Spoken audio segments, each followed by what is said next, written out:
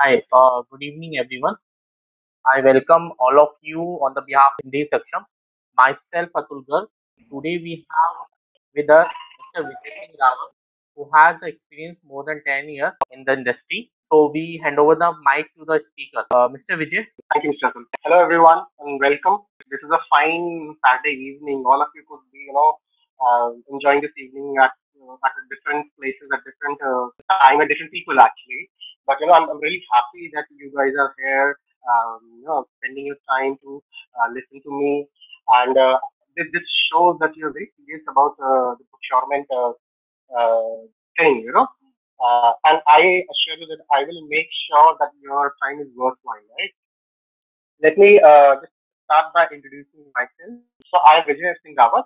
I have done my BTech in mechanical, my MBA from a state government university. I'm a double gold medalist in operations and finance management. I have nearly a decade of experience in procurement and supply chain management. I have worked with companies like MetLife, Excel Technologies, world largest telecom companies. So different fields actually. I've seen procurement, how does it function. In fact, I've studied supply chain management as a subject in my MBA. I've written a couple of papers on supply chain management. Uh, I've also been awarded by various industry bodies like NASCOM, ISTM in field of procurement. So that's my brief profile. Start with the session now. Procurement overview, opportunities, and opinions. So the presentation which I'm gonna show to you, present to you, is based upon my learning of procurement from my decade-old experience. This is what we actually incorporate. We studied, or I have studied books in procurement principles. The books are the most theoretical. What I'm gonna present to you is what is actually being done in companies across the globe, India, and even by government of India for that matter. Right? This is what we cover: procurement overview, RFX, the famous RFP thing, the techno-commercial, the power of procurement, why it is critical for any and every company and even for the country, importance of the country, the process maturity of procurement, the opportunities in procurement. So the session is going to be all about this. Moving on, I mean, this is the summary we received while we sent across the invitation for this webinar. What we will cover, what is procurement, why it is important, stuff like that. I have a detailed example of Raphael in this. So the session is not only important for people who are working in procurement. This is also important from a sales perspective. So I deal with so many salespeople, countless, and nearly from every field. So I speak to the owners of mid-segment companies, to small startups. I speak to senior vice presidents and heads of large companies like Infosys, Accenture, Microsoft. I speak to all of them. That's from our IT side. I also speak to large senior vice CEOs or CXOs of large non-IT companies because they want to sell their products or goods to me, right? And I, from my company's perspective, want to buy it from them. So, I feel that they have so less knowledge of procurement function. When they speak to me, they are constantly pushing for their goods and services. They are not interested in what exactly is made by the company. This discussion will also be an eye opener for salespeople. This is how procurement works, right? They are not really interested in the product. They're more interested in fulfilling the technical and commercial rating. So we'll discuss about that. Yeah. What is procurement? This is a standard definition. Procurement is basically a process of buying goods and service primarily for corporates and institutions end to end. When I mean, procurement is also utilized by government of India or all the governments across the globe. It's called public procurement, and they have different kind of policies. But the fundamental for private and public procurement remains same. We have two sides of procurement. I mean, the procurement is further subdivided into categories: direct and indirect procurement. Now, direct procurement is something which directly impacts the company. For example, if I am buying a pen, or I'm a company which is selling pen for that matter, all the raw material for the pen will be my direct procurement. All the other stuff, which is like marketing and HR will be my indirect procurement. So the product which are being utilized or deployed for my core product which I am selling as a company will be called as direct procurement, and goods and services which I buy just to support my main product will be indirect procurement. So, for example, I mean, for a laptop, Dell, HP, the hardware will be the direct procurement. The marketing cost, the TV actors, the ATL, the BTL they do will be your indirect procurement. So that's about direct and indirect procurement. Now, every company, so every company they earn income from the primary sales of goods and service, right? That's how I mean all the companies do. Uh, the idea of procurement is that they intend to spend their hard-earned money in a very judicious manner. Now just talk about a pen company. If I'm selling pen across the country, I'm earning revenue by selling that pen, right? I cannot allow the people of my company or my company to spend that revenue in an unjudicious manner. So hence the procurement function comes in.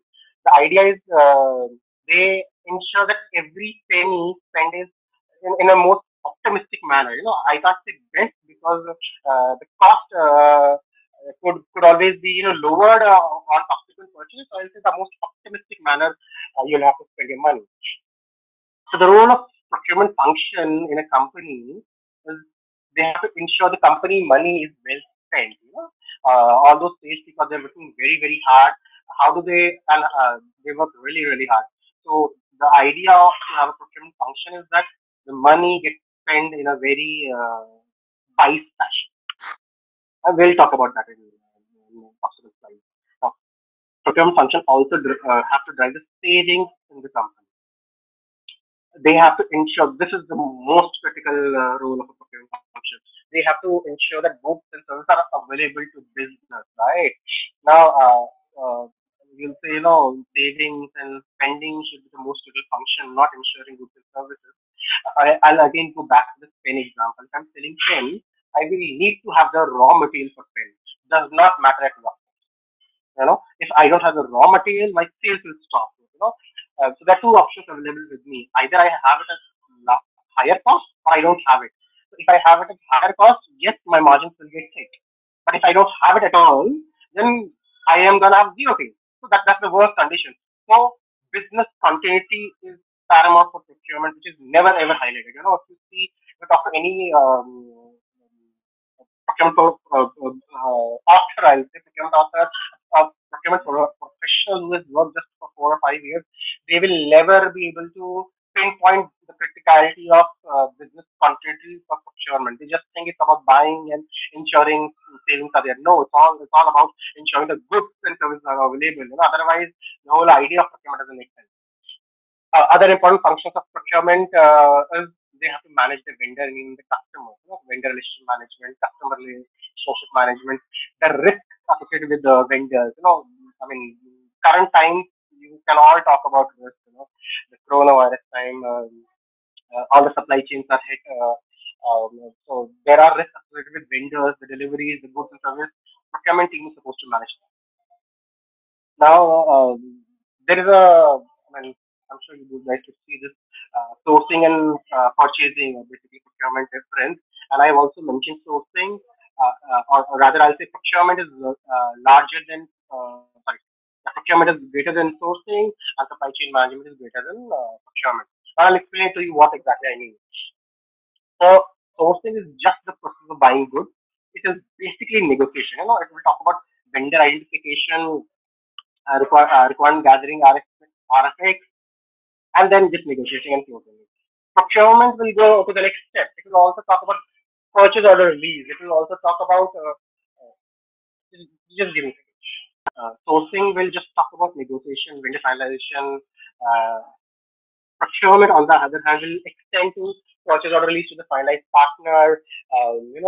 Ensuring the invoice is generated by the vendor is correct invoice, the payout to the vendor, the end-to-end cycle will be procurement. Supply chain management, it's a very hot word nowadays. I was listening to Mr. Modi, our respected Prime Minister, the other day during unlockdown one. He mentioned this word 5 or 6 times during the speech. Never ever a supply chain or procurement person would be happy to listen to such words. Or listen to a speech by the Prime Minister of India mentioning their functions. I myself was very, very proud, listening to that particular speech. And I actually heard 4 to 5 times he mentioned supply chain management. So, what is supply chain management? So, procurement is only about buying stuff, ensuring vendor gets paid on time, uh, basically buying, right? Now, supply chain management also encompasses the logistics, the warehouse, the inventory management piece into it, right? Procurement is just buying. How do the goods get delivered? Where they're stored? In what fashion they're stored? That is supply chain management. In fact, there's a very I'll say generic definition of supply chain management is right product at right time, right cost, with right tools, right quantity, right quality. That's the generic definition of supply chain, which even encompasses procurement. So I hope you understand that sort of thing. It's just buying, procurement is buying, vendor management, and your payment and stuff. And supply chain management is even inventory, logistics, and warehouse management. So that's why this relationship has been mentioned. Now, so there are ERPs available. So ERP, enterprise resource planning software, they kind of connect the company together. They connect the sales, finance, HR, all the functions are connected. All the uh, entries which impact our P&L are actually recorded in ERP. From a procurement perspective, we release purchase order to the vendor. We will run RFP or RFX. I come to that in detail. Those activities are done in the ERP, right? If you talk about me, I have experience of working in Oracle, SAP, Ariba. Uh, there are other the other tools like JRD, PeopleSoft, which I haven't really worked upon, but the functionalities are similar. They have different GUI, graphical user interface, different look, but they function in a similar fashion. You create a purchase order with these tools, you relate it to the partners, you make payouts through these ERP. This is actually the full procurement process, which all the companies, all the countries, countries which are democratic and stuff like that, countries which are fair actually. Most of the countries like our country, they follow. This is the full-fledged process. So this talks about the business requirements. First of all, the business will have to come to us that they want to buy XYZ goods. For example, for pen, if I sell a pen to the market, the production manager, production head, they'll come to the procurement team. They'll say, I need raw material for the pen. Yeah. The first step is very critical for procurement people, especially because until we don't understand what we are buying, we will not be able to negotiate. So business requirement, SOW, statement of work, what exactly they need, they will have to really write it down to the last point they can think of.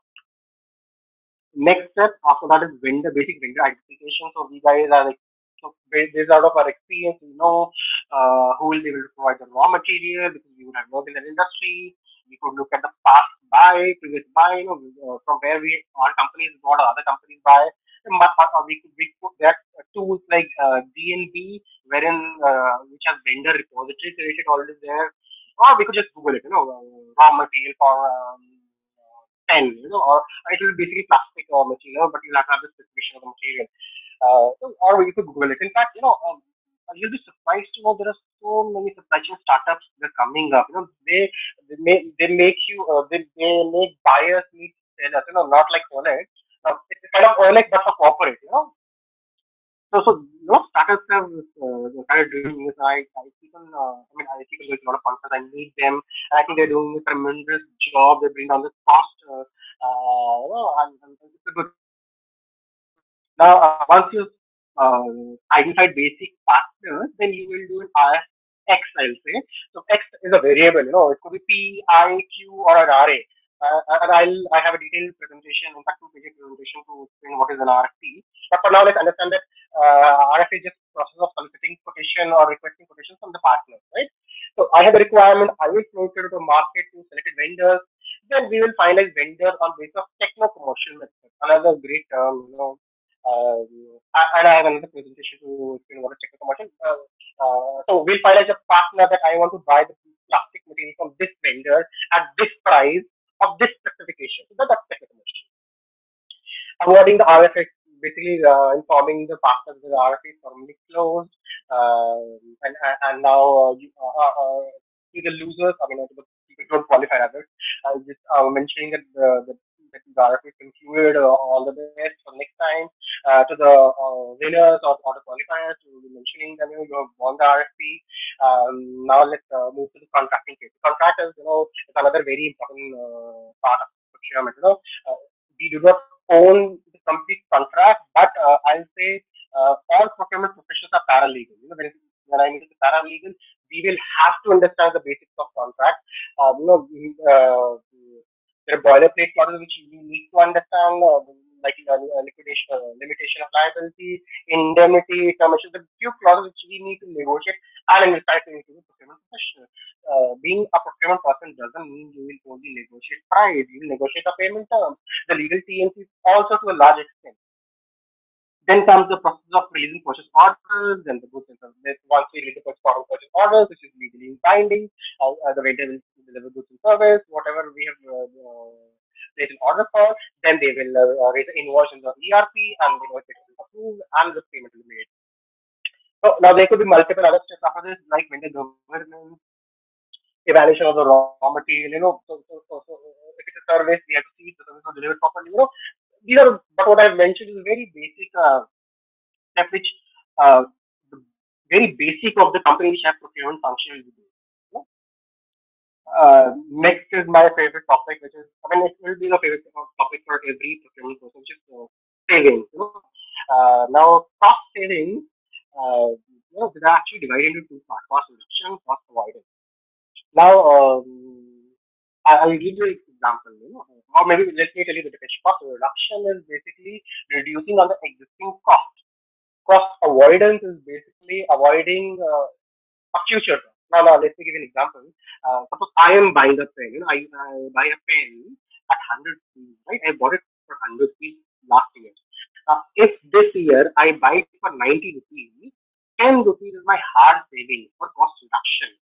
Now, why is that? Because my finance would have provisioned that 100 rupees in my expenditure this year. But so they would have actually provisioned it or budgeted it, right? But I have made an impact in the PNL by reducing the cost by 10. I hope you guys are getting it, right? Now, cost avoidance, which is cost saving, is like, for example, I'm buying for the first time, and I don't have a concrete budget. The first quote is 110 rupees, but I close the pricing on 100 rupees. I'm buying it for the first time, so I don't know the exact budget for it. So in this case, the 10 rupees difference will be your cost avoidance or cost saving. I hope this is clear, guys.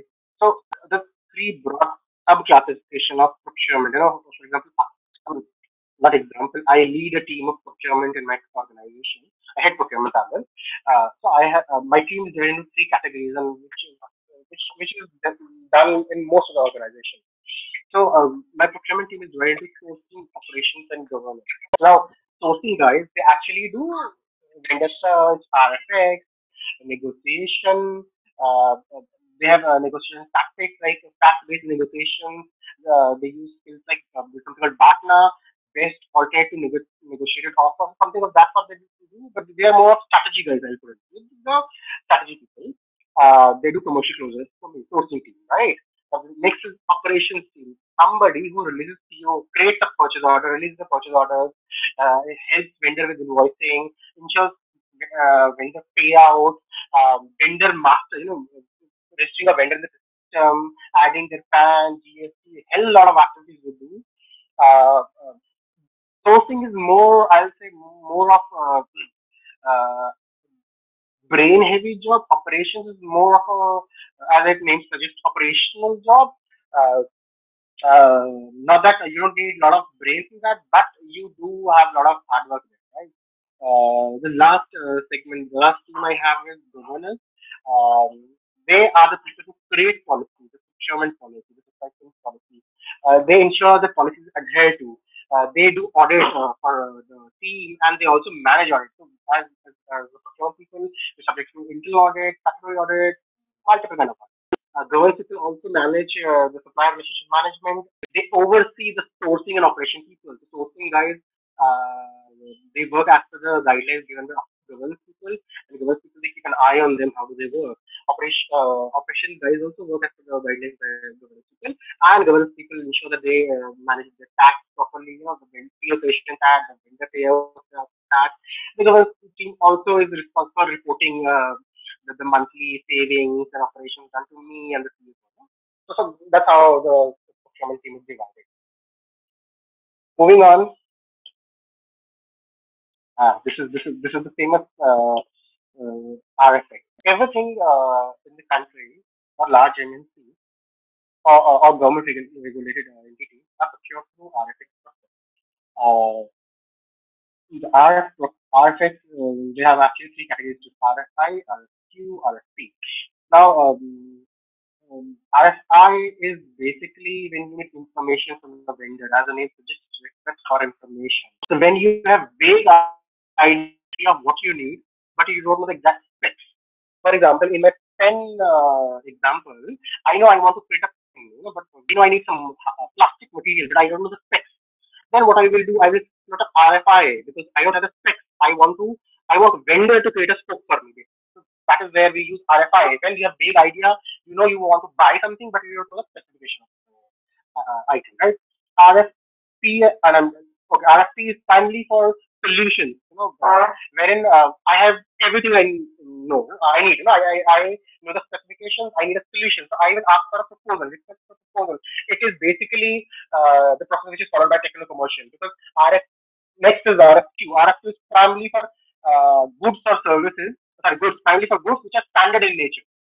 For example, I am buying this plastic for my pen. Once I run RFP, I have the specification. Then I'll run RFQ.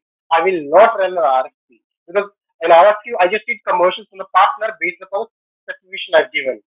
If I am running, if I want the raw material, along with I want the partner to give me the packaging and a full fledged. In fact, I want to have the full fledged pen instead of just a raw material. Then maybe I'll run an RFP, wherein I will mention what, along with specification, I will also mention the service level, right? So request a quote is basically for standard goods. Request a proposal is for solutions or services or products or goods with services. So that is the difference. In RFI, I have a vague idea. In RFP and RFQ, I have detailed scope of work. That is the difference between RFI, RFQ, and RFP. Usually, people run RFI before RFQ and RFP in case they don't have an idea. RA is an auction, reverse auction. It is again done for standard goods. Actually, you could do an RFQ or you could run an RA basically. For example, in my company, we run an RA for instead of RFQ. Now, reverse auction is when there are multiple sellers and one buyer. That's the reason for auction. What happens in a normal auction? There is a seller and multiple buyers. In a reverse auction, there are multiple sellers and one buyer. Right? Buyer is the procurement team. Right? There are multiple sellers. If I want to buy raw material for my pen, the plastic specification mentioned, I will have multiple vendors coming to my ERP, the portal which we talked about, Oracle and stuff like that. I ask them to come for a specific time, build their pricing. The lowest bid partner or vendor will be highlighted in the portal. Other vendors will have to put on prices lower than that particular price to win the auction. So that's the reverse auction. Now I will like to show you an example of an RFP. So this is an RFP run by Reserve Bank of Information Technology Private Limited, a Government of India undertaking. So this is how government entities they run the RFP. If you see this RFP, this is very detailed RFP, and this all government sector RFPs are publicly available, so anybody can refer to them. In corporate and private institutions, we do not have this much of detailed RFP. It's detailed, yeah, it's 20 pages. This one is 80 or 78 pages. So we don't do this this detail, but yeah, our RFP is also pretty much detailed. If you see, there's so much of information, disclaimer, what is the objective of the RFP, what do they exactly need, what is the warranty they need, go live, milestones, the payment terms, the SLAs basically, evaluation process they talk about, the bidding process, the techno-commercial bid, journal instructions, and there are multiple elections the supplier is going to fill and give it to them. I will urge all of you to go through any of the RFPs and you will see how detailed they are.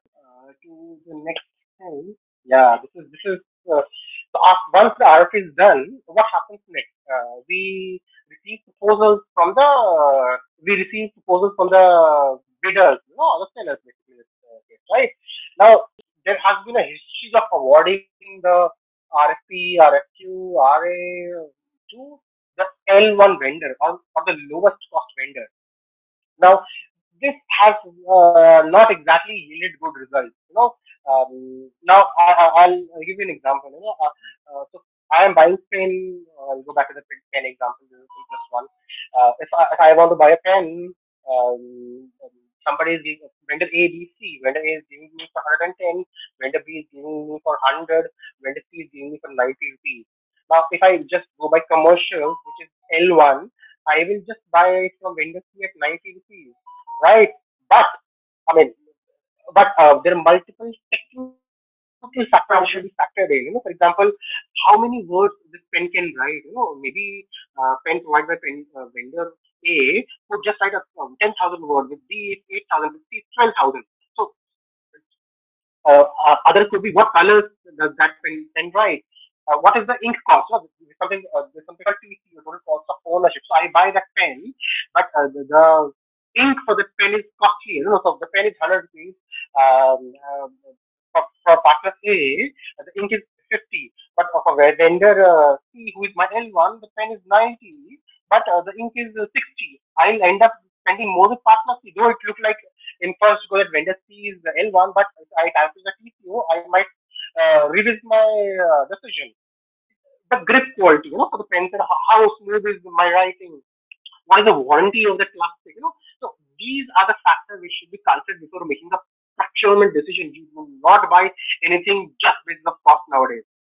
Hence, the advent of techno-commercial, basically evaluating goods and service on basis of technical parameters along with commercial, and then taking a decision. So if you see my screen, uh, we're buying something. There's the technical parameters, there's the criteria, they're weighted, and then eventually, if you see, there's a technical rating, right? Out of 10, if you see, there's a technical rating of 9 given to partner A, 10.2 to partner B, and 9.8 to partner C.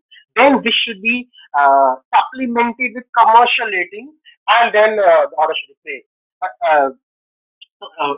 If I have to take care of this particular procurement, what I will do as a procurement person, I will ensure I negotiate the hardest with partner C and get best prices with partner C.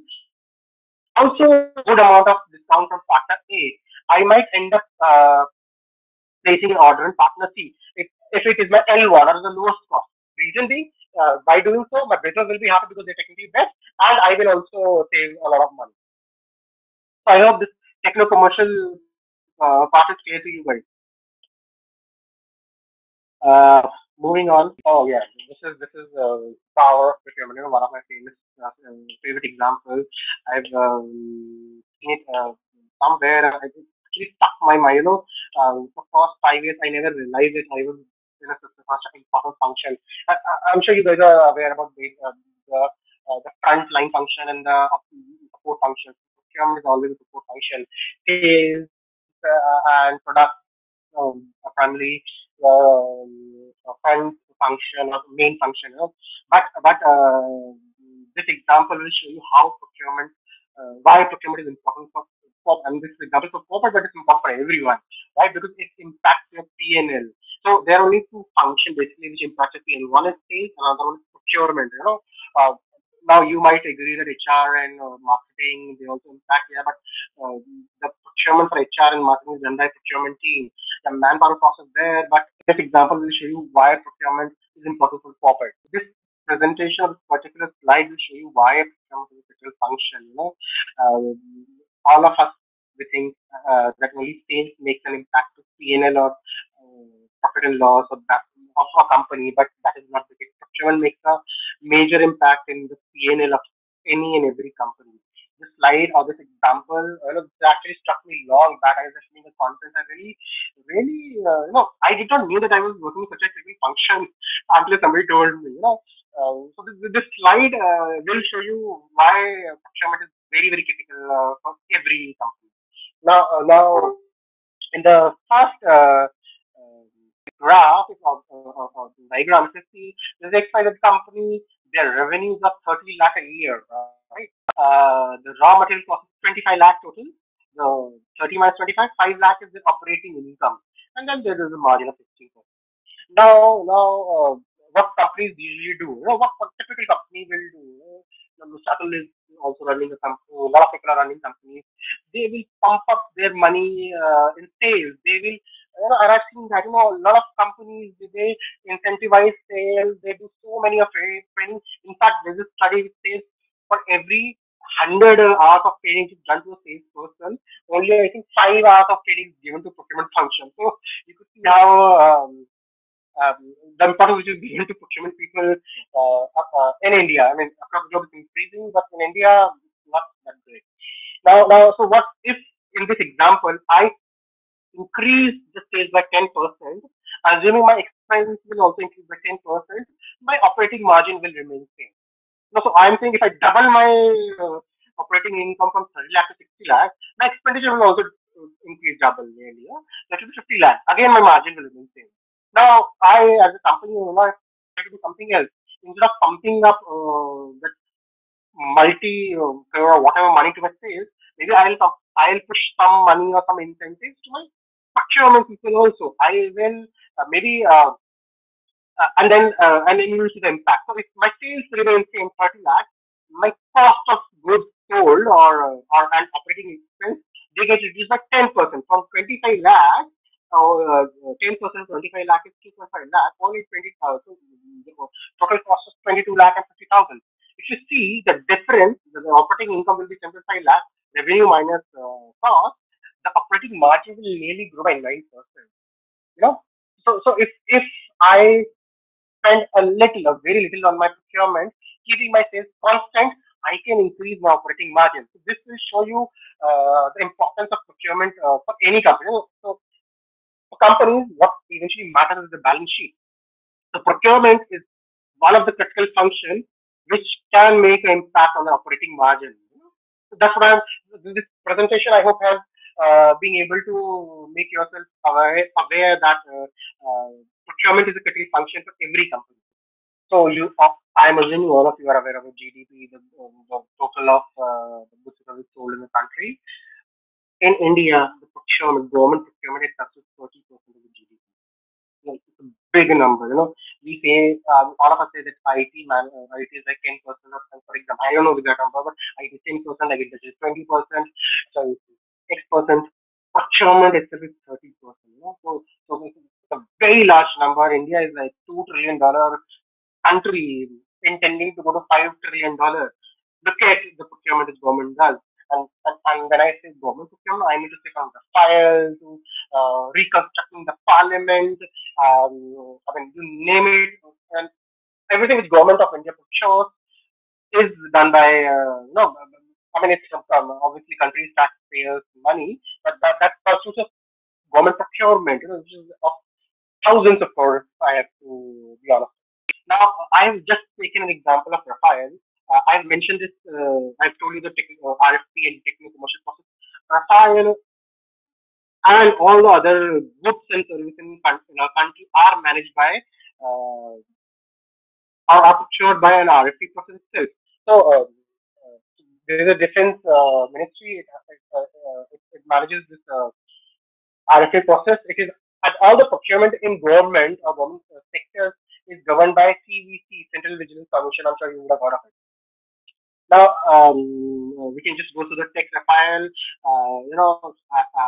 The MiG-21 of government of India, they were like kind of obsolete. So they want to buy a new air fighters, and RFP was floated. RFP was floated in 2007, right? And I told you about RFP in the previous slide. Then there's a technical evaluation which happened, So if you see, if we would have procured it based upon L1, we would have just ended up buying from China. So also at that time. So it's good that we didn't do only commercial evaluation, we do technical evaluation. So based upon technical evaluation, the Rafale and Eurofighter Typhoon has met the criteria. So the technical rating would have a criteria. For example, I mean, again, this is highly confidential RFP.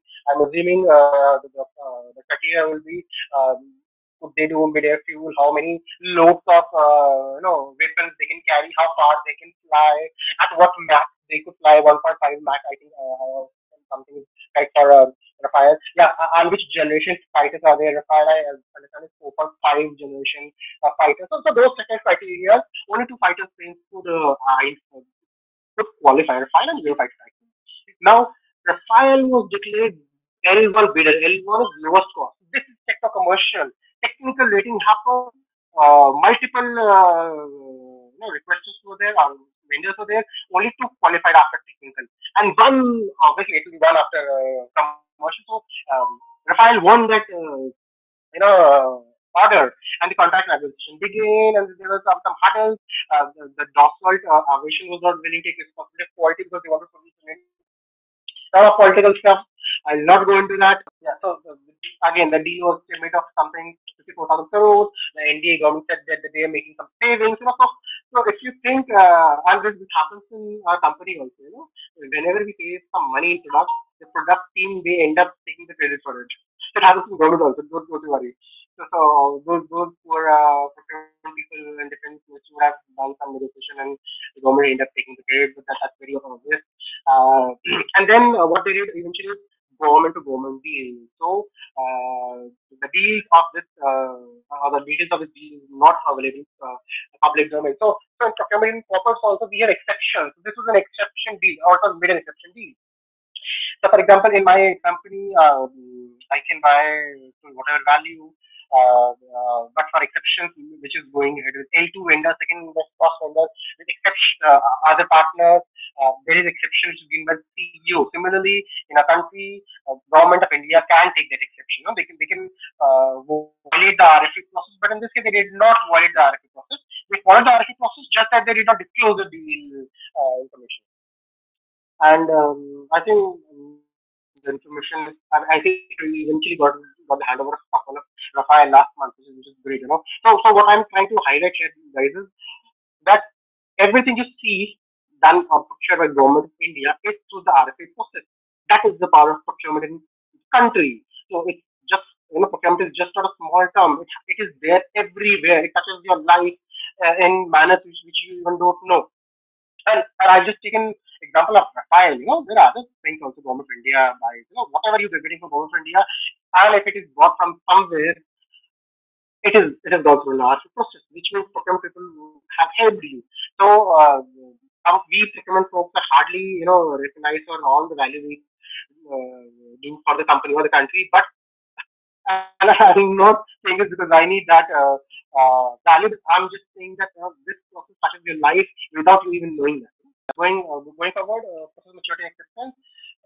There are multiple ways of defining maturity in procurement. In fact, there are standards like CMMI tools, which define maturity in any process, be it procurement or any other. But I will here say procurement could be of three categories in any company: reactive, proactive, strategic. When I say reactive procurement, I am trying to say it is managed in a very reactive fashion, as a word. So just basically need the production head comes to me, he says I need raw material. Then I'll find vendors to give me raw material. I'll buy it. I will do some savings. I'll report some savings. That's all. No, I will not take any more initiative. Proactive, on the other hand, is basically I know I will ask in the beginning of the year. I'll ask my production head. What is that you need in the beginning of the year? Please tell me. So I will have a quarter to plan for it. Maybe run multiple RFPs, do multiple rounds of negotiation. The process are basically more streamlined, and I will do saving and I'll validate them. I just start do saving. This is cost reduction, cost avoidance. A lot of time, procurement they do not report correct savings. I will also validate the savings. So that's proactive. The highest level is strategic. I will be a part of the product development. So while I will not go to the procurement production head and say what material you require I will be a part of that meeting with the CEO or somebody who's the decision maker, along with the production team, the marketing team, and when they will be discussing now, we this year we want to launch a pen. I'll be part of that meeting. I'll say, what are your target products?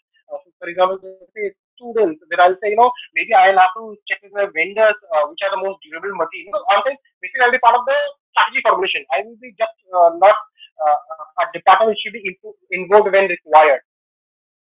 Um, I will work with sales and product team to develop new products. I will also be a revenue generator, and this is something which is now gaining importance. In fact, I tell this to people.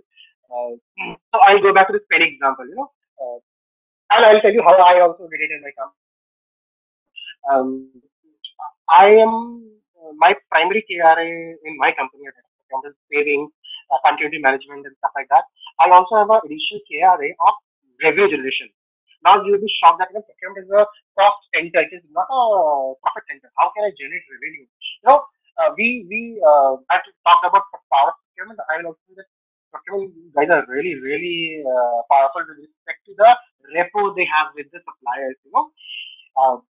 I can mandate my supplier to use my goods and services. For example, in this pen example, once I develop this product of pen, I will ensure within my RFP, I will build up a clause that all of my vendors should buy my own pens. These vendors will have recommended a pen in their respective organization. I will ensure that they buy the pen from me only or my company only. See, I'm also leading to sales. So that is strategic procurement. This is getting a lot of importance. I have gained a lot of appreciation in my own company. Now, and in fact, procurement guys, they're very good at sales roles also. Because we know the product. We know that, sorry. For sales, they just do the basic features, USP, and they'll go ahead and market and sell. Procurement guys, they have bought the raw material. They understand the cost of drivers of that particular product. Once we go to sales, there's a different level of discussion we do. I'm not saying that sales guys are not good enough. I'm just saying that we have more information. And in current scenario, procurement people are doing sales. That's their additional KRA. It's my company, and I do a good job in that. Because I control the vendor ecosystem.